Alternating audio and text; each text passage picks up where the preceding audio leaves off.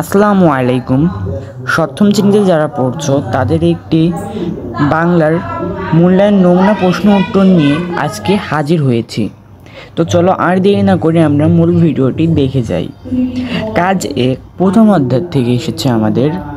আজ তোমাদের একজন সহপাঠী ও তুমি সবার আগে ক্লাস চলে এসেছো। ক্লাসরুম একটু ঝাড়ু দেওয়া আছে, হয়েছে মেঝেতে পানি দিয়ে মুছে দেওয়া হয়েছে, তুমি খেয়াল করনি। ভেজা মেঝেতে তোমার জুতা সাফ পড়ায় বিদ্যালয় পরিচ্ছন্নতা কর্মী ওই জায়গাগুলোতে আবার মুছে দিতে থাকলেন। এই অবস্থায় তুমি কি করবে এবং তাকে কি বলবে? উপরে এখানে আমাদের একটি কাজ দেওয়া আছে, উপরের অনুচ্ছেদটি পড়ো এবং নিচের প্রশ্নগুলোর উত্তর দাও। এবং নিচে দেখি আমাদের মনে হয় কিছু প্রশ্ন করা হয়েছে। এই পরিস্থিতিতে যদি তুমি পড়তে তাহলে তুমি কি করতে, তোমার নিজের ভাষায় লিখো। যদি তুমি কখনো এই পরিস্থিতিতে পড়তে তাহলে তুমি তার নিজের ভাষায় লেখো।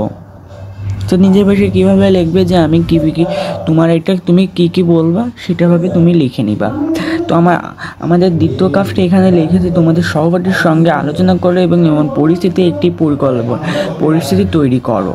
মানে তোমাদের এমন একটি পরিস্থিতি তৈরি করতে বলেছে এবং তুমি এই পরিস্থিতিটি তোমার সহপাঠীদের দলে বসে করবা। এবার নিচে উপস্থিত বক্তৃতার সময় নিচের বিষয়গুলো খেয়াল রাখতে পারো এবং উপস্থিত বক্তৃতা দেওয়া লাগবে তোমাদের একটা। উপস্থিত বক্তৃতা দিতে গেলে তুমি এই নিচের বিষয়গুলো খেয়াল করতে পারো। প্রথম বিষয় অনুযায়ী বক্তব্য গুছিয়ে নিয়ে কথা শুরু করতে হবে। উপস্থিত বক্তৃতা লিখে বাক্য পাঠ করতে হবে। লিখে পাঠ করা যাবে না। বিষয়টির ধারণা পরিষ্কার উদাহরণ ব্যাখ্যা সহ প্রযোজন করতে হবে। এইগুলো তোমরা পর্যন্ত দেখে নিও, আমি আর তোমাদের পড়ে দিলাম না, তোমরা দেখে নিও।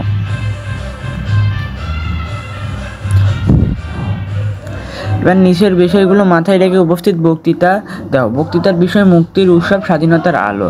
আমাদের একটি বক্তৃতা দিতে হবে, বক্তৃতার বিষয় মুক্তির উৎসব স্বাধীনতার আলো। তো এই ছিল আমাদের প্রথম কাজ। তো দ্বিতীয় কাজটি আমরা পরের ভিডিওতে দেখে নিব। আল্লাহ হাফেজ। আশা করি তোমাদের মূল্যায়নটি অনেক ভালো হবে।